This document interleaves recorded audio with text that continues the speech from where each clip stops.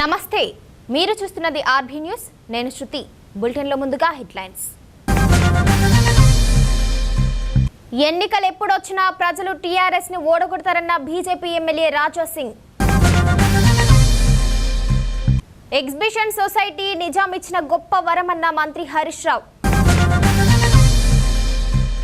దుబ్బాకను రాష్ట్ర ప్రభుత్వం నిర్లక్ష్యం చేస్తుందన్న MLA Raghunandan Rao exhibition society Nizam ఇచ్చిన గొప్ప వారసత్వ సంపద అని మంత్రి హరీష్ రావు అన్నారు. ఎగ్జిబిషన్ సొసైటీ ఆధ్వర్యంలో జరిగిన మెంబర్స్ ఈవినింగ్ మీటింగ్ కార్యక్రమంలో వారు పాల్గొన్నారు. హైదరాబాద్కి ఎంత గొప్ప చరిత్ర ఉంది అని మనం చెప్పుకునేటువంటి కొన్ని అంశాల్లో మన ఎగ్జిబిషన్ సొసైటీ కూడా ఒకటి. ఇది మన గొప్ప చారిత్రకమైనటువంటి ఒక వారసత్వ సంపద. ఎగ్జిబిషన్ సొసైటీ అనేది మనకొక గొప్ప వారసత్వం. మారుమూల ప్రాంతాల్లో పేద పిల్లలకు మంచి విద్యను ఉపాధినిచ్చేటువంటి కేంద్రంగా ఈ ఎగ్జిబిషన్ సొసైటీని వారు అభివృద్ధి చేసినందుకు the past chairmans and the body అందరినీ కూడా నేను పేరు పేరున శుభాకాంక్షలు ధన్యవాదాలు కూడా తెలియజేస్తా ఉన్నాను. కొన్ని లక్షల మంది పిల్లల్ని గ్రాడ్యుయేట్స్ చేసినాము. గొప్ప గొప్ప విద్యార్థులను ఈ రాష్ట్రానికి ఈ దేశానికి అందించి మరి ఈ ప్రాంతంలో విద్యా అభివృద్ధికి ఎంతగానో కృషి చేసింది మన ఎగ్జిబిషన్ సొసైటీ. దాదాపు 19 ఇన్స్టిట్యూట్లు, ప్రతి సంవత్సరం 30,000 మంది పిల్లల్ని ఎడ్యుకేట్ చేయడం అనేది చిన్న విషయం కాదు. ఎంతో మంది మహిళా విద్యార్థులకు కూడా మహిళలకు విద్యను అందించడంలో 60 ఏళ్ల క్రితమే ముందు చూపుతో ప్రారంభం కావడం అనేది నిజంగా అభినందనీయం. Hyderabad exhibition society all India exhibition సొసైటీగా మారింది. రాబోయే రోజుల్లో ఇది ఇంటర్నేషనల్ ఎగ్జిబిషన్ సొసైటీగా మారాలని కూడా నేను ఆకాంక్షిస్తున్నాను. భవిష్యత్తులో ఇతర దేశాల నుంచి కూడా ఎగ్జిబిటర్స్ ఇక్కడికి వచ్చి ఇంక ఇంటర్నేషనల్ ఎగ్జిబిషన్ గా కూడా ఇంకా మరింత పేరుగాంచాలని కోరుకుంటున్నాను. దుబ్బాకపై రాష్ట్ర ప్రభుత్వం వివక్ష చూపుతుందన్నారు ఎమ్మెల్యే రఘునందన్ రావు. ఈ మేరకు మీడియా సమావేశంలో వారు మాట్లాడారు. ఇంకో పార్టీ నేను ఏ రోజు బేసిజాలకు పోతలేను. మీ వాళ్ళు ఎన్ని కవింపు చర్యలకు మాట్లాడినా, ఎన్ని తప్పుడు సమాచారాన్ని స్ప్రెడ్ చేసే ప్రయత్నం చేసినా నేను చాలా ఓపికగా నియోజకవర్గ అభివృద్ధి ప్రథమ లక్ష్యంగా పనిచేస్తూ వస్తున్నాను. కాబట్టి నాకు పేరు ఏమొద్దు, ఇప్పటికి కూడా చెప్తా ఉన్నా. గౌరవ మంత్రి గారికి కానీ లేదా ముఖ్యమంత్రి గారిని తప్పుదోవ పట్టిస్తున్నటువంటి పెద్దలకు కానీ నా విజ్ఞప్తి ఏంటంటే, కొత్తగా నిన్న పోయి దరఖాస్తులు ఇచ్చినట్టు, కొత్తగా నిన్ననే భూపల్లి మండలం కోసం చర్య ప్రారంభమైనట్టు, ఇట్లా అబద్ధాల పునాదుల మీద నియోజకవర్గ ప్రజల్ని దయచేసి వంచకండి. Facts are there. మనుషులు అబద్ధాలు ఆడతారనే కాగితాలు ఇస్తారు, దరఖాస్తులు ఇస్తారు, రిప్రజెంటేషన్లు ఇస్తారు, వాటి మీద తారీఖులు ఉంటాయి, రిసీవ్డ్ కాపీ ఉంది, ముద్రలు ఉన్నాయి, ఓఎస్డీకి ముఖ్యమంత్రి గారు సంతకం పెట్టింది, ఏ రోజు సంతకం పెట్టింది, ఏ డేట్లు ఉన్నాయి, ఈ కాగితాలన్నీ ఇప్పుడు మీకు ఇస్తాం మేము. కాబట్టి నేనేమంటున్నా అంటే, రఘునందన్ రావుకి పేరు వద్దు, పాలాభిషేకాలు మీకే, ఇంకేమైనా అభిషేకాలు చేయకుండా చేసుకున్నా మీరే చేసుకోండి, నాకే అభిషేకాలు వద్దు. నాకు కావాల్సింది నియోజకవర్గ ప్రజల సౌకర్యం కోసం దుబ్బాక ఉప ఎన్నిక సందర్భంగా మీరు కూడా అనేక హామీలు ఇచ్చారు మంత్రి గారు, మేము కూడా ఇచ్చినాం. ఎస్, ప్రభుత్వంలో మీరున్నారు. ప్రభుత్వంలో ఎవరున్నా ప్రజల కష్టాల్లో పాలు పంచుకొని ప్రజలకు ఇచ్చినటువంటి మాటల్ని నిలబెట్టుకోవాల్సినటువంటి బాధ్యత మీది. టీఆర్ఎస్ తోనే అభివృద్ధి సాధ్యమన్నారు మంత్రి శ్రీనివాస్ గౌడ్. మహబూబ్ నగర్ లో పలు పార్టీల నుంచి నాయకులు కార్యకర్తలు టీఆర్ఎస్ లోకి చేరగా కండువ కప్పి వారిని ఆహ్వానించారు.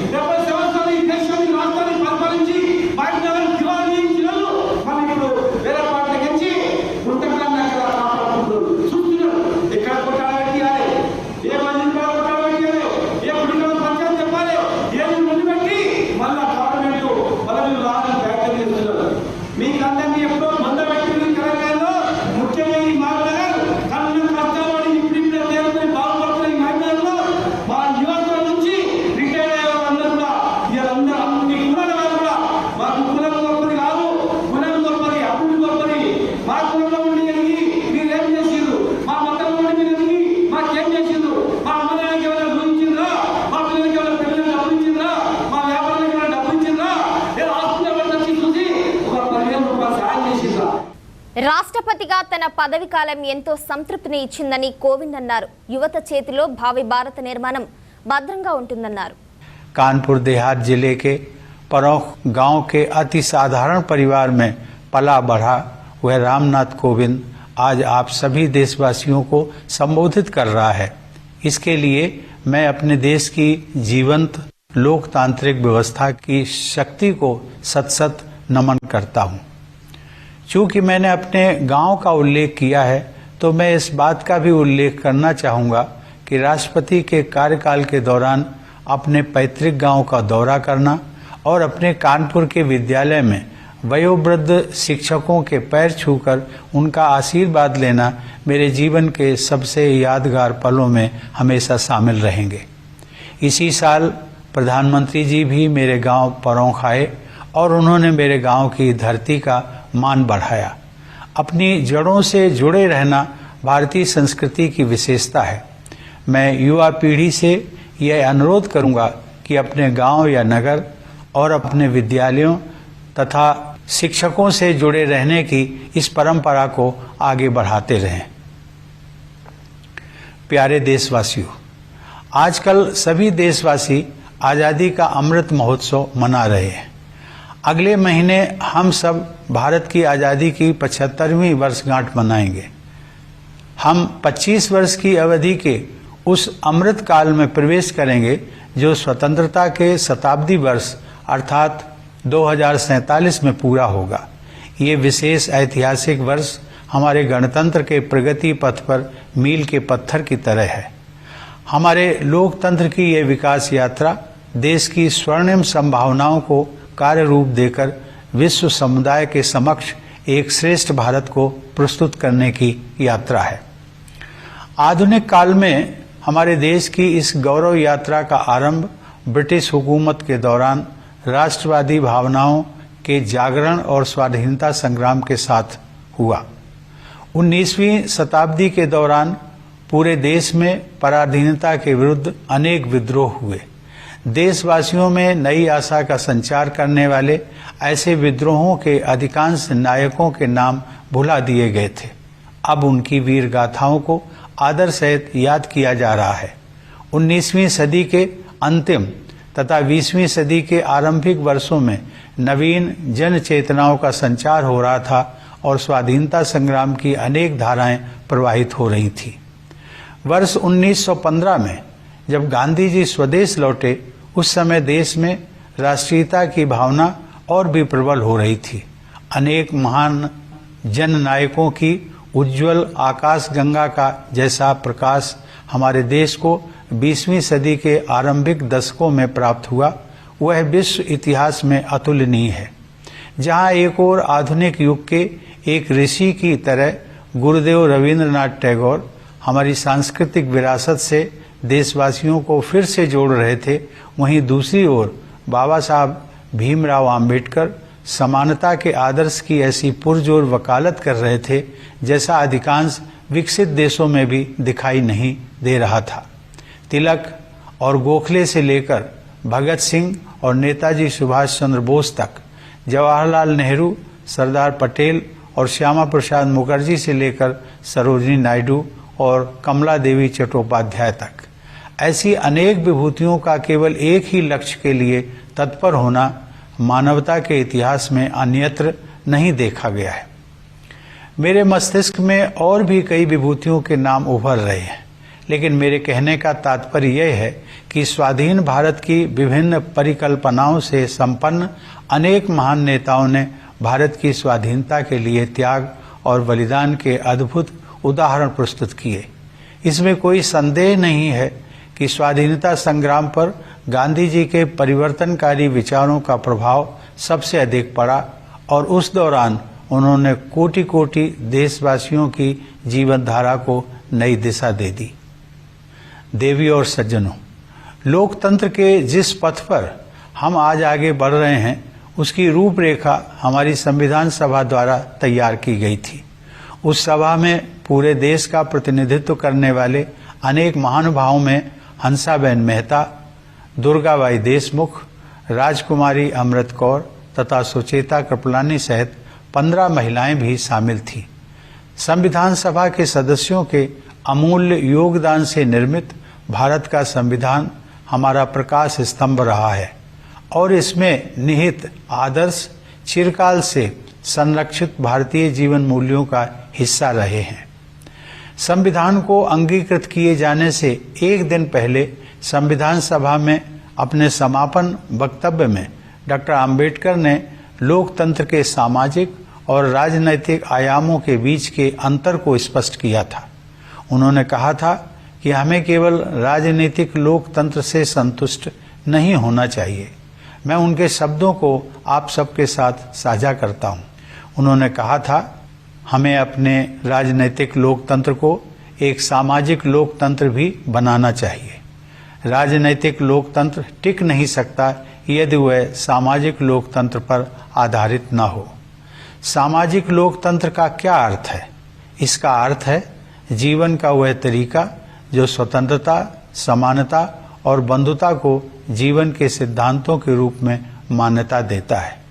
स्वतंत्रता, समानता और बंधुता के इन सिद्धांतों को एक त्रिमूर्ति के अलग अलग हिस्सों के रूप में नहीं देखना चाहिए। उनकी त्रिमूर्ति का वास्तविक अर्थ यह है कि उनमें से किसी भी हिस्से को एक दूसरे से अलग करने पर लोकतंत्र का वास्तविक उद्देश्य ही समाप्त हो जाता है। प्यारे देशवासियों, जीवन मूल्यों की ये त्रिमूर्ति आदर्शयुक्त, उदारतापूर्ण और प्रेरणादायक है। इस त्रिमूर्ति को अमूर्त अवधारणा मात्र समझना गलत होगा। केवल आधुनिक ही नहीं बल्कि हमारा प्राचीन इतिहास भी इस बात की गवाही देता है कि वे तीनों जीवन मूल्य हमारे जीवन की सच्चाई हैं। उन्हें हासिल किया जा सकता है और वस्तुतः उन्हें विभिन्न युगों में हासिल किया भी गया है। हमारे पूर्वजों और हमारे आधुनिक राष्ट्र निर्माताओं ने अपने कठिन परिश्रम और सेवा भावना के द्वारा न्याय, स्वतंत्रता, समता और बंधुता के आदर्शों को चरितार्थ किया था। हमें केवल उनके पद चिन्हों पर चलना है और आगे बढ़ते रहना है। सवाल उठता है कि आज के संदर्भ में एक सामान्य नागरिक के लिए ऐसे आदर्शों का क्या अर्थ है? मेरा मानना है कि उन आदर्शों का प्रमुख लक्ष्य सामान्य व्यक्ति के लिए सुखमय जीवन का मार्ग प्रशस्त करना है। इसके लिए सबसे पहले सामान्य लोगों की मूलभूत आवश्यकताएं पूरी की जानी चाहिए। अब संसाधनों की कमी नहीं है। हर परिवार के पास बेहतर आवास तथा पीने के पानी और बिजली की सुविधा उपलब्ध हो, इस दिशा में हम काम कर रहे हैं। यह बदलाव विकास की बढ़ती हुई गति तथा भेदभाव से पूर्णतः मुक्त सुशासन द्वारा ही संभव हो सका है। मूलभूत आवश्यकताओं को उपलब्ध कराने के बाद यह सुनिश्चित करना है कि प्रत्येक नागरिक अपनी क्षमताओं का उपयोग करते हुए खुशी के अवसर तलाशे तथा अपने नितांत निजी गुणों का समुचित उपयोग करते हुए अपनी नियति का निर्माण करे। इस दिशा में आगे बढ़ने के लिए शिक्षा ही मुख्य साधन है। मेरा मानना है कि राष्ट्रीय शिक्षा नीति युवा भारतीयों के लिए अपनी विरासत से जुड़ने और 21वीं सदी में अपने पैर जमाने में बहुत सहायक सिद्ध होगी। उनके विकासमान भविष्य के लिए अच्छी स्वास्थ्य सेवाएं अनिवार्य हैं। कोविड की वैश्विक महामारी ने सार्वजनिक स्वास्थ्य सेवा के बुनियादी ढांचे में और भी अधिक सुधार की आवश्यकता को रेखांकित किया है। मुझे खुशी है कि सरकार ने इस कार्य को सर्वोच्च प्राथमिकता दी है। शिक्षा और स्वास्थ्य सेवाओं का लाभ उठाते हुए हमारे देशवासी सक्षम बन सकते हैं और आर्थिक सुधारों का लाभ लेकर अपने जीवन निर्माण के लिए सर्वोत्तम मार्ग अपना सकते हैं। 21वीं सदी को भारत की सदी बनाने के लिए हमारा देश सक्षम हो रहा है, यह मेरा दृढ़ विश्वास है। प्यारे देशवासियों, अपने कार्यकाल के 5 वर्षों के दौरान मैंने अपनी पूरी योग्यता से अपने दायित्वों का निर्वहन किया है। मैं doctor Rajendra Prasad, doctor S Radhakrishnan और डॉक्टर APJ अब्दुल कलाम जैसी महान विभूतियों का उत्तराधिकारी होने के नाते बहुत सचेत रहा हूँ।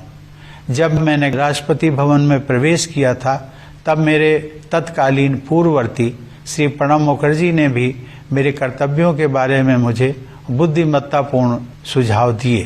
फिर भी जब कभी मुझे किसी तरह का संशय हुआ तब मैंने गांधी जी का और उनके द्वारा सुझाए गए मूल मंत्र का सहारा लिया। गांधी जी की सलाह के मुताबिक सबसे अच्छा मार्गदर्शक सिद्धांत यह था कि हम सबसे गरीब आदमी के चेहरे को याद करें और खुद से ये सवाल पूछें कि हम जो कदम उठाने जा रहे हैं क्या वह उस गरीब के लिए सहायक होगा। मैं गांधी जी के सिद्धांतों पर अपने अटूट विश्वास को दोहराते हुए आप सबसे ये आग्रह करूंगा कि आप प्रतिदिन कुछ मिनटों के लिए ही सही गांधी जी के जीवन और शिक्षाओं पर अवश्य विचार करें। प्यारे देशवासियों, हम सबके लिए माता की तरह पूज्य प्रकृति गहरी पीड़ा से गुजर रही है। जलवायु परिवर्तन का संकट हमारी धरती के भविष्य के लिए गंभीर खतरा बना हुआ है। हमें अपने बच्चों की खातिर अपने पर्यावरण, अपनी जमीन, हवा और पानी का संरक्षण करना है। अपनी दिनचर्या में तथा रोजमर्रा की चीजों का इस्तेमाल करते समय हमें अपने पेड़ों, नदियों, समुद्रों और पहाड़ों के साथ साथ अन्य सभी जीव जंतुओं की रक्षा के लिए बहुत सावधान रहने की जरूरत है। प्रथम नागरिक के रूप में यदि अपने देशवासियों को मुझे कोई एक सलाह देनी हो तो मैं यही सलाह दूंगा। अपने वक्तव्य का समापन करते हुए मैं एक बार फिर सभी देशवासियों के प्रति हार्दिक कृतज्ञता व्यक्त करता हूं। भारत माता को सादर नमन करते हुए मैं आप सभी के उज्जवल भविष्य की मंगल कामना करता हूं। धन्यवाद। जय हिंद।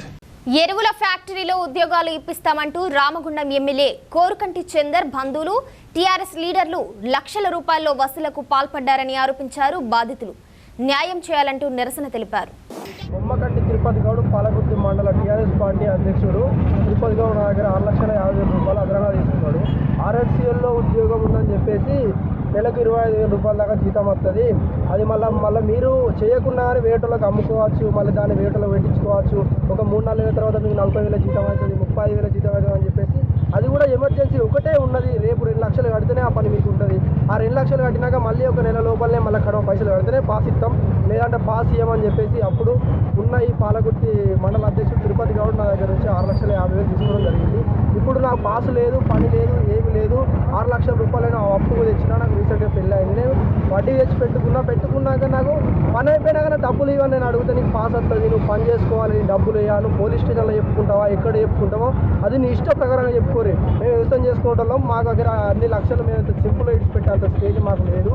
డబ్బులు అన్నా మనం వడ్డీ కట్టుకోవాలి, ఒక సగం డబ్బులు ఇవ్వన్నా మేము సగం డబ్బులకైనా మళ్ళీ మేము పని చేయడానికి సిద్ధంగా ఉన్నామంటే కూడా ఆ సగం డబ్బులు కూడా ఇవ్వడానికి కూడా వాళ్ళు ముందుకు రావట్లేదు.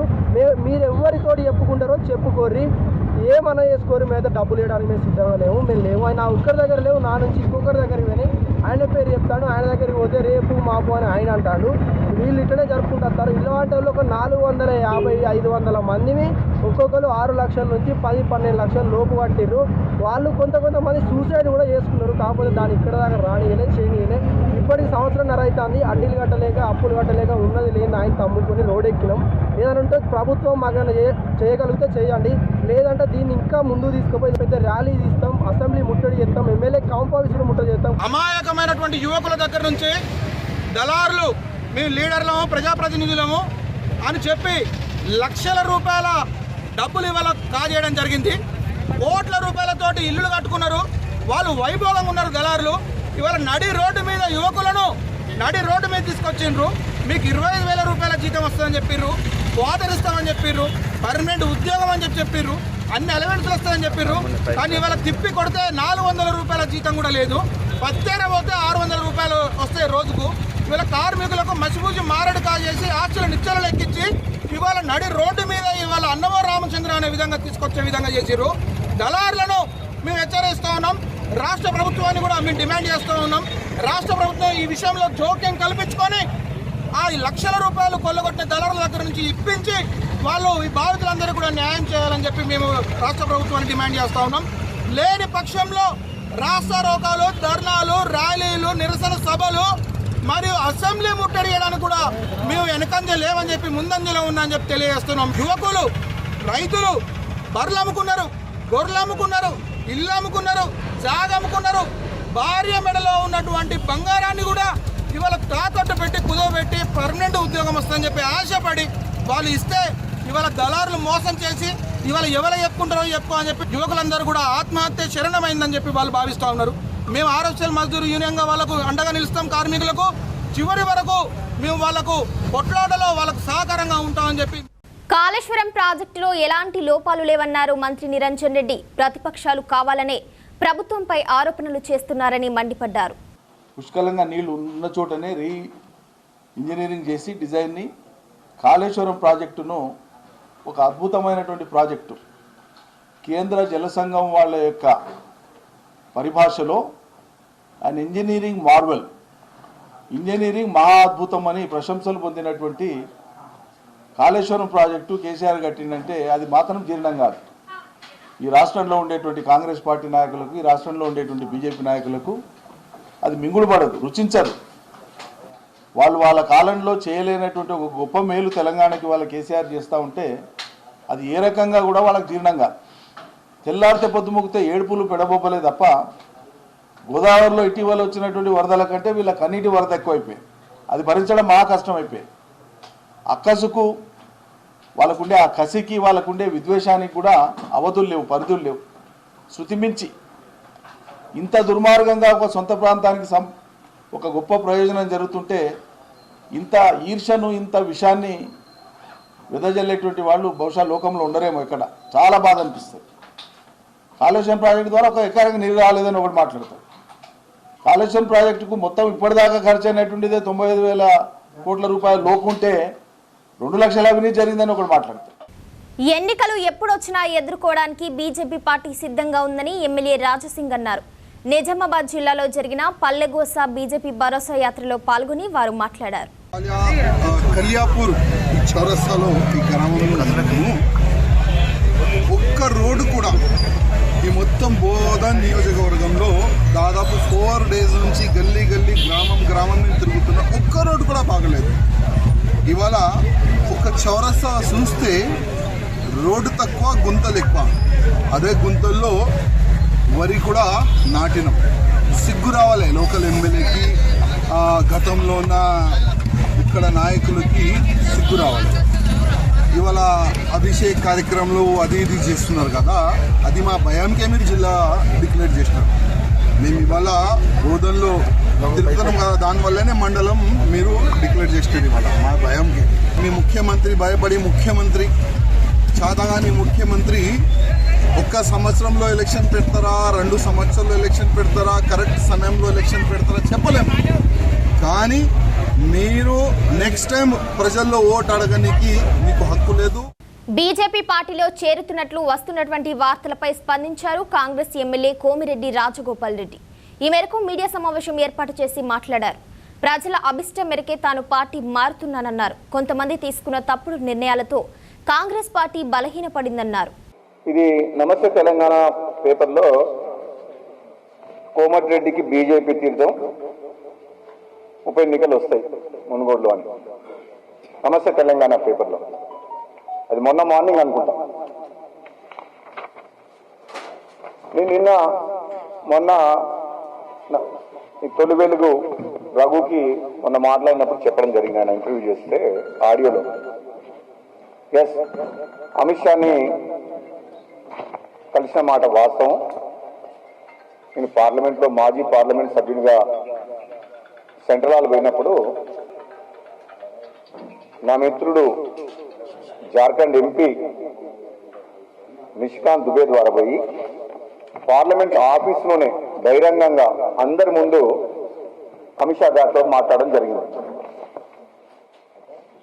కానీ అక్కడ రాజకీయాలు కానీ పార్లమెంట్ సభ్యునిగా కీలక పాత్ర పోషించి తెలంగాణ రాష్ట్రాన్ని ఏర్పాటు విషయంలో కాంగ్రెస్ పార్టీని తెలంగాణ సోనియా గాంధీని ఒప్పించే విషయంలో నేను చేసిన పోరాటం గురించి కానీ తను చెప్పుకుంటూ ఏ విధంగా తెలంగాణ రాష్ట్రంలో నా పాత్ర ఉండే, మేము కలలు కన్న తెలంగాణ ఏ విధంగా తెలంగాణ రాష్ట్రం వస్తుందని మేము అనుకున్నాము. ఈరోజు తెలంగాణ రాష్ట్రంలో ఏ విధంగా పరిపాలన, రాచరిక పరిపాలన నడుస్తుంది,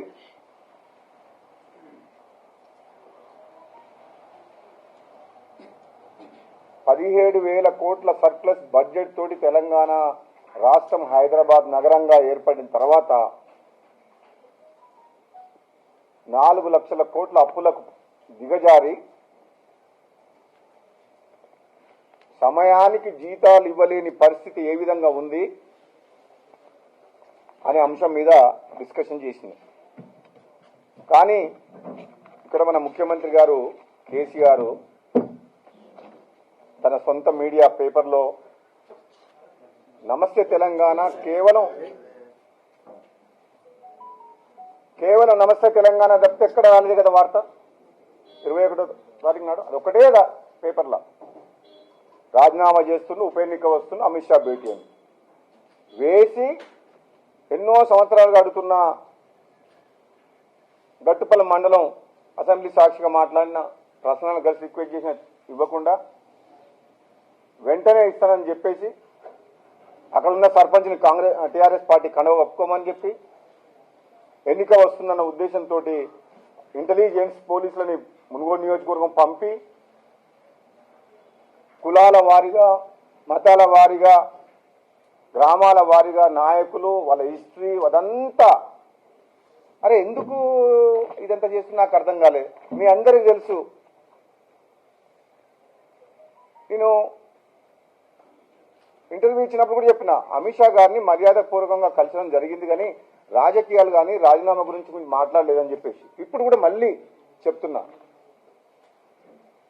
కానీ కేసీఆర్కి ఎందుకంత భయం పట్టుకుంది? రాజగోపాల్ రెడ్డి అమిత్ షాని కలవగానే ఉప ఎన్నిక వస్తుంది, రాజీనామా చేస్తాడు, బీజేపీలో చేరుతాడు, ఉప ఎన్నిక వస్తుందని చెప్పి అంటే హుజురాబాద్లో ఓడిపోయిన తర్వాత పోయిన ప్రతిష్ట దిగజారుతున్న ప్రతిష్ట తెలంగాణ రాష్ట్రంలో టీఆర్ఎస్ పార్టీది గ్రాఫ్ మళ్ళీ ఇక్కడ మునుగోడులో గెలిచి డబ్బు పెట్టి అధికారాన్ని అడ్డం పెట్టుకొని ఆయన పార్టీ బలం పెంచుకోవాలనుకుంటుందా, గ్రాఫ్ పెంచుకోవాలనుకుంటున్నా? ప్రశాంత్ కిషోర్ సర్వేలో తెలిసిపోయింది కేసీఆర్ గ్రాఫ్ డౌన్ అయిందని అన్ని సర్వేల్లో. నాకు అర్థం కాలేదు ఎందుకు దాన్ని మన నెక్స్ట్ డే పేపర్లన్నీ చాలా వరకు మళ్ళీ ఆంధ్రజ్యోతితో పాటు మిగతా పేపర్లో కూడా బస్తీ మీద సవాలని చాలా పేపర్లో కూడా వచ్చింది. దాని ఖండన కూడా నిన్న ప్రెస్ మీట్ ఇచ్చిన ఏమని అరే నేను మా మునుగోడు భువనగిరి ప్రజలతోటి నన్ను గెలిపించిన నల్గొండ జిల్లా ప్రజలు ఉన్నారు, మునుగోడు ప్రజలు ఉన్నారు, నేను ఏం మాట్లాడలేదు, నా రాజీనామా గురించి మాట్లాడలేదు, నా పార్టీ రాజీనామా గురించి మాట్లాడలేదు, బీజేపీలో చర్చించలేదు, గతంలో బీజేపీకి అనుకూలంగా ప్రకటన ఇచ్చినా కానీ ఎక్కడ కూడా ఉప ఎన్నిక గురించి మాట్లాడలేదు. అసలు మన 4 రోజుల నుంచి అయితే నాకు తెలిసి అమిత్ షా కలిసినప్పటి నుంచి కేసీఆర్ నిద్ర పడతలేదు. అరే బై ఎలక్షన్లో హుజూరాబాద్లో అక్కడ ప్రజలు కర్రు కాదు వాల్చ పెట్టిండ్రు, ఈ మునుగోళ్ళ గెలవకపోతే ఎట్లా అనేది సంగతి అనుకుంటున్నాయో. మరి ఒకటైతే నిజం చెప్పగలుగుతా, నా రాజీనామా పేరు మీద భయపడి దెబ్బకు గట్టుపల్ల మండలం మాత్రం జీవో కూడా వచ్చేసింది దెబ్బకు. మునుగోడు ప్రజల తరఫున, గట్టుపల్ల ప్రజల తరఫున, మండల ప్రజల తరఫున నేను ముఖ్యమంత్రి గారికి రాష్ట్ర ప్రభుత్వానికి నేను కృతజ్ఞతలు తెలియజేస్తున్నాను. ఎందుకంటే ఏదో ఒకటి మంచిగా అడిగితే ఇవ్వలేదు కానీ రాజీనామా పేరు మీద అన్ని రాజీనామా నేను అమిత్ షాని కలిసిన రాజీనామా అనగా దెబ్బకే మండలం వచ్చింది. మరి అదే భయం నా రాజీనామాతోటే మునుగోడు నియోజకవర్గం అభివృద్ధి చెందుతుంది అంటే గతంలో కూడా హుజూరాబాద్ ఎన్నికలు అయినప్పుడు ఒక ఉప ఎన్నిక కోసము దళిత బంధు తీసుకొచ్చిన వ్యక్తి 2,000 కోట్ల రూపాయలు 20,000 దళిత కుటుంబాలకు హుజూరాబాద్లో ఇస్తున్నానంటే ఆ రోజే చెప్పిన నేను చౌటుపల్లకాడ స్టేట్మెంట్ ఇచ్చిన మా నియోజకవర్గానికి దళిత బంధు ఇవ్వండి, నా పదవి త్యాగం చేస్తా. దళిత బంధుతో పాటు రైతు బంధు, బీసీ బంధు ఇవ్వండి, ఎస్టీ బంధు ఇవ్వండి, కడుపేదలో ఉన్న కులాలకు మతాలకు అతీతంగా అందరికీ ఇవ్వండి, సాయం చేయండి, నా పదవి త్యాగం చేస్తా, నేను పోటీ కూడా చేయను, మీ టీఆర్ఎస్ పార్టీ ఎమ్మెల్యేని కావాలంటే నేను గెలిపిస్తా అని చెప్పడం జరిగింది. మళ్ళీ ఒక్కసారి నేను అందరికి కూడా గుర్తు చేస్తున్నా. ఇవి ఇప్పటివరకున్న అప్డేట్స్. మరిన్ని న్యూస్ అప్డేట్స్తో మరో బులెటిన్లో కలుసుకుందాం. అంతవరకు సెలవు, నమస్కారం.